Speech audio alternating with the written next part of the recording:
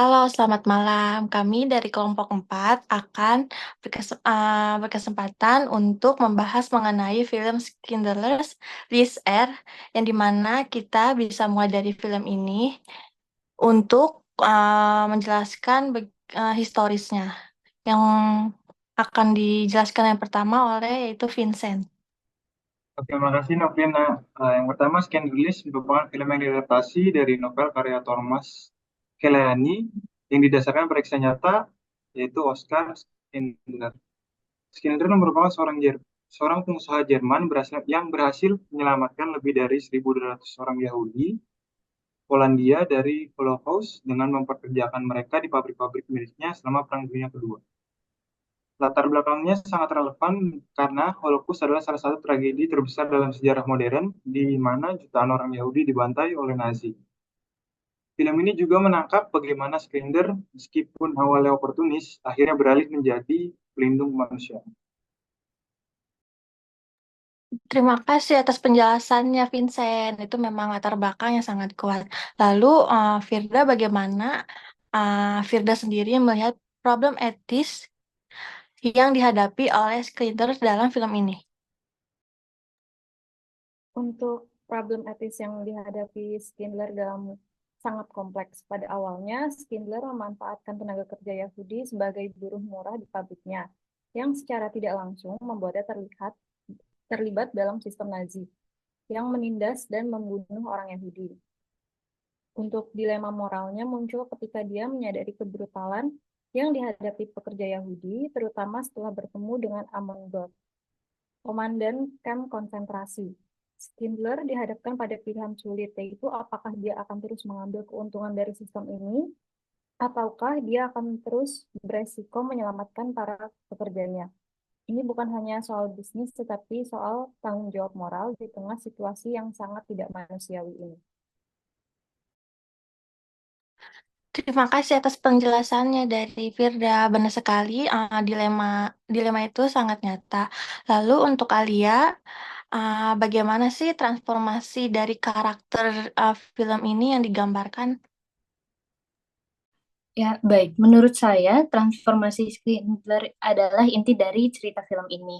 Awalnya, dia digambarkan sebagai seorang pebisnis oportunis yang hanya peduli pada keuntungan pribadi. Tetapi seiring berjalannya waktu, dia mulai melihat para pekerja Yahudi sebagai manusia yang harus diselamatkan, bukan hanya sebagai alat produksi. Pengaruh besar datang dari Jack Stern, akuntannya yang membantu membuka mata Schindler terhadap realitas yang dihadapi para pekerja Yahudi. Film ini menggunakan perubahan moral Schindler sebagai simbol harapan, menunjukkan bahwa bahkan dalam kegelapan Holocaust masih ada ruang untuk kemanusiaan. Lalu kalau untuk Dinda, Dinda sendiri lihat dari aspek filosofisnya dari keputusan Schindler ini gimana? Oke, baik. Terima kasih, Nafrina. Secara filosofis, Klinder ini menghadapi apa yang disebut dilema moral klasik. Apakah dia akan mengikuti keuntungan pribadi atau mengambil jalan moral yang benar? Keputusan untuk menyelamatkan orang Yahudi bisa dilihat melalui lensa etika, deontologis, dan utilitarianisme dari spesifik deontologis untuk menyelamatkan nyawa. Itu berarti dia memilih tindakan yang membawa dampak positif terbesar, yaitu menyelamatkan lebih dari 1.200 nyawa. Jadi terlepas dari niat awalnya yang oportunis, akhirnya tindakannya mencerminkan keputusan moral yang benar. Baik, terima kasih atas penjelasannya dari Dinda. Menarik banget yang telah dijelasin oleh Dinda. Lalu untuk uh, Devina, menurut Devina ini film ini tuh menyampaikan pesan moral kepada penonton nggak ya? Kalau menurut saya sendiri, Schindler's List ini menyampaikan pesan moral yang sangat kuat tentang kemanusiaan dan keberanian dalam menghadapi kejahatan sistematis. Film ini menekankan bahwa satu individu bisa membuat perbedaan yang besar. Meskipun Schindler's List pada awalnya mungkin bukan pahlawan dalam arti tradisional, pada akhirnya dia mengambil tindakan yang sangat berani untuk menyelamatkan nyawa. Ini adalah pesan yang sangat relevan bahkan hingga sekarang, bahwa di masa penindasan, tindakan kecil seseorang yang bisa membawa perubahan besar.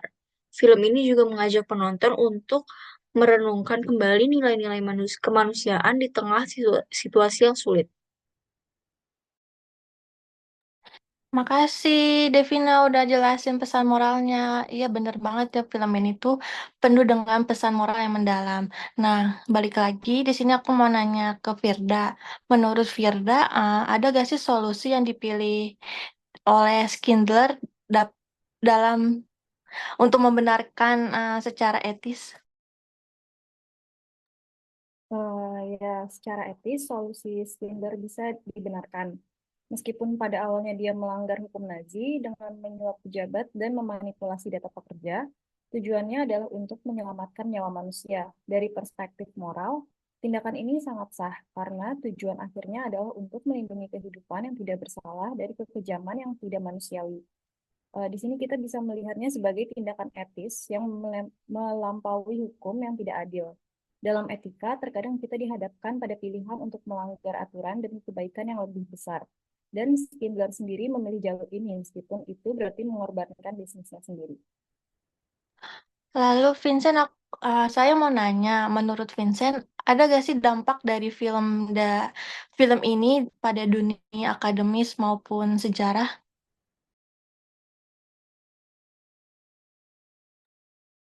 Tentunya ada. Schindler List tidak hanya menjadi sumber referensi penting bagi studi tentang Holocaust, memperkuat kesadaran global tentang kejahatan yang terjadi selama periode itu.